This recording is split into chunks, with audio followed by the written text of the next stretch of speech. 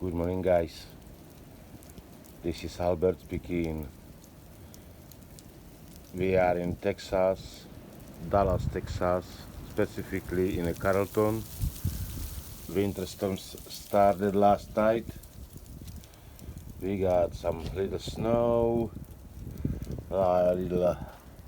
not snow, it's more ice, little drizzles, and I'm going to set up live stream on my channel. This is my brand new channel, and I wanna document this winter storm. YouTube let me live streaming in 10 minutes.